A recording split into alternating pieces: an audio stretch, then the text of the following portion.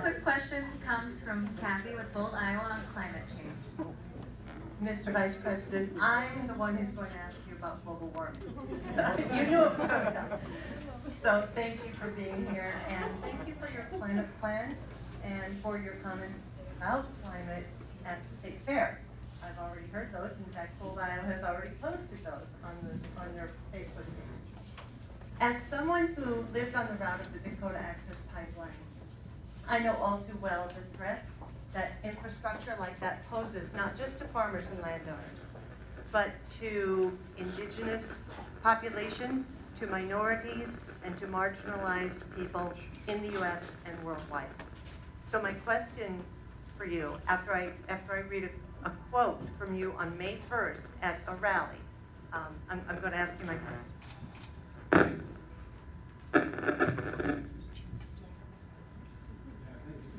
Near the telephone, it makes a rattle. Okay, so on May 1st, talking about climate, you said, North America is now energy independent. It's not the Saudi Arabian Peninsula, it's not Nicaragua, it's not somewhere in South America, it's not Africa. It's the United States of America, Canada, and Mexico.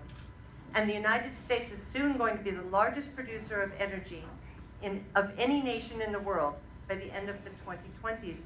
My Lord, what are we afraid of? So again, my question is, considering that by energy producer, you seem to be talking about oil and gas.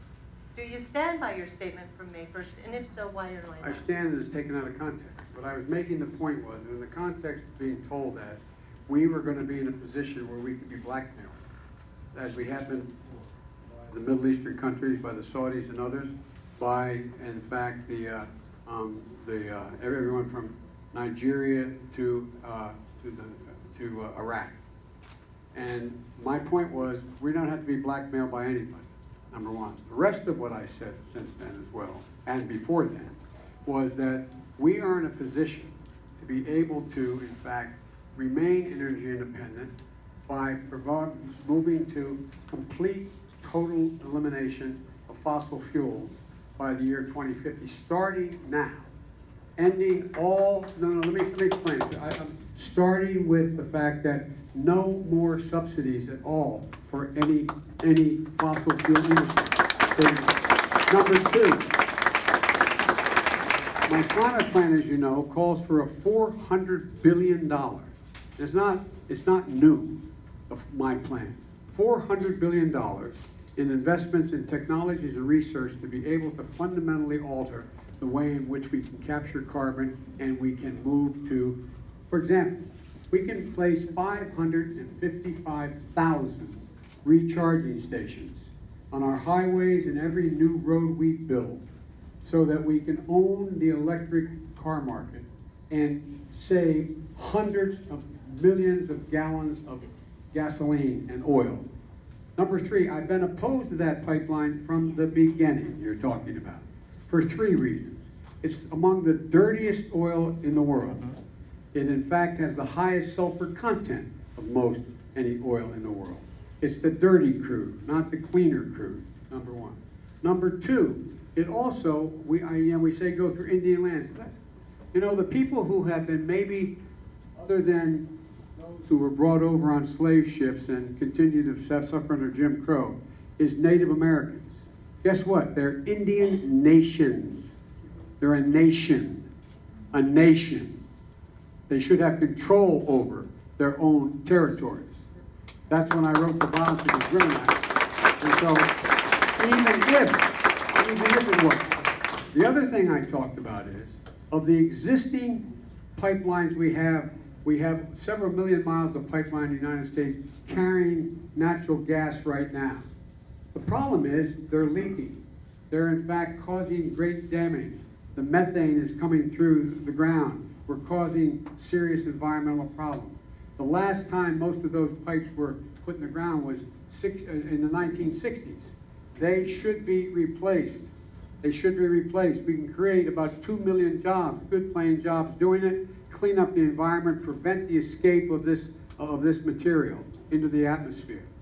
And so, folks, look, as I said in the beginning about why I'm optimistic about where we are, we have the most advanced science in the world.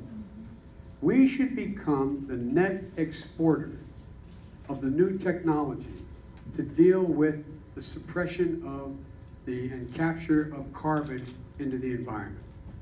The idea that, out here in Iowa, for example, that you in fact don't become the first state in the union and farmers the first group of Americans to be able to be in a zero carbon capture area, where we pay you to capture carbon rather than to in fact emit carbon.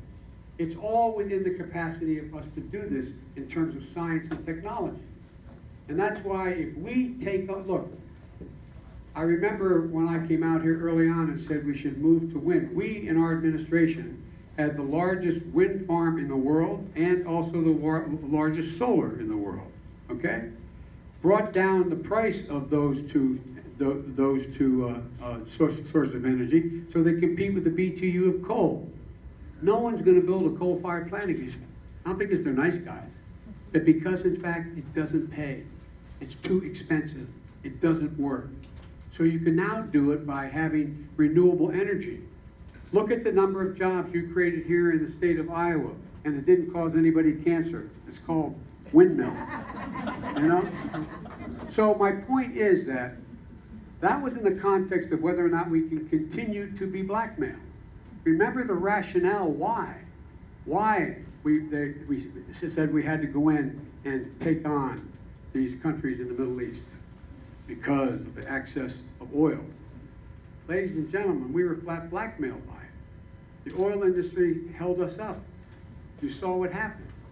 The point is that there are a lot of things that we can do to move to a carbon, having no emission of carbon and a net effect of it. Folks, we should be able to triple wind energy offshore. No more offshore drilling. I've been in that position for 5 years, 7 years. No more offshore drilling. We don't need to do that. It is cheaper for us to go offshore. And by the way, I remember when I was out here making a case with then Governor Culver. The fact of the matter is, you're all, oh geez, I don't want those windmills on my, it's going to be a big problem, and all those birds are going to get killed, you know. Come on, man. Look at all the jobs it's creating. And people are coming out just to see the damn windmills. No, I'm not joking. Think about it. Not a joke. So folks, we've got to think differently.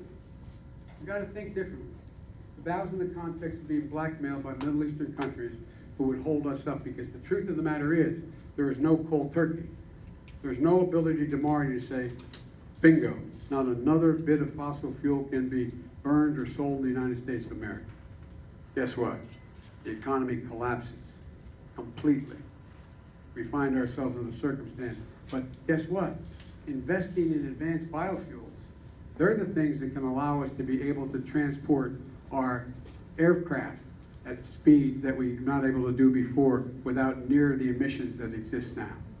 New biofuels to deal with the same way in terms of steamships and, cruisers and ships on the high seas. There's a lot of answers. There's a lot of answers. We don't have much time. We don't have much time. And all of you out here, you look at me when I say, for example, we have to build a green infrastructure.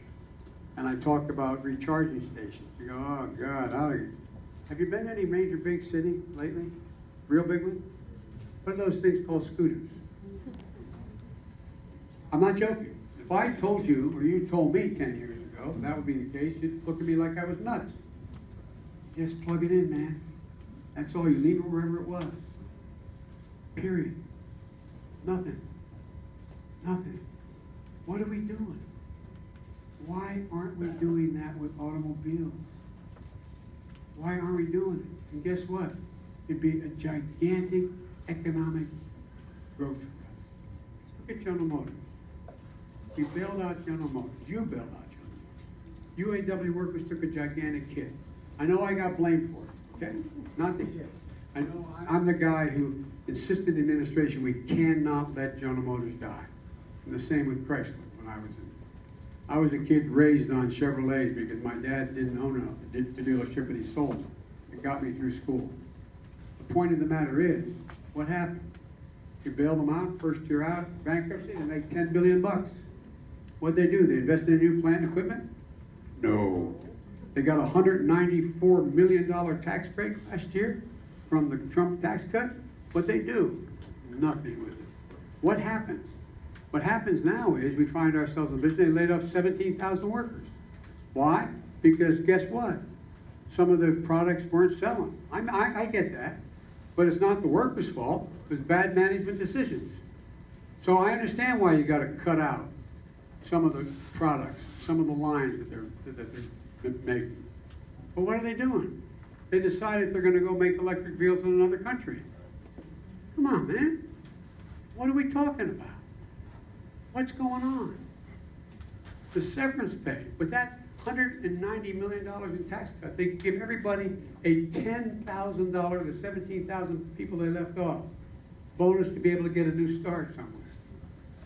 They should be rebuilding those facilities here. But they say, no, we can't do it. Folks, we got to own this. We got to own this change. Every major change that occurred in every revolution that's been technological revolution for the past 150 years, the United States has owned it. Why did we become the country we did? We became the country we did because we decided at the turn of the 20th century that we, the United States, were the ones who were going to fundamentally alter the way we dealt with education in America. First nation in the world saying non-means tested, completely free, 12 years of education in America. The first major country. That's why we think we are.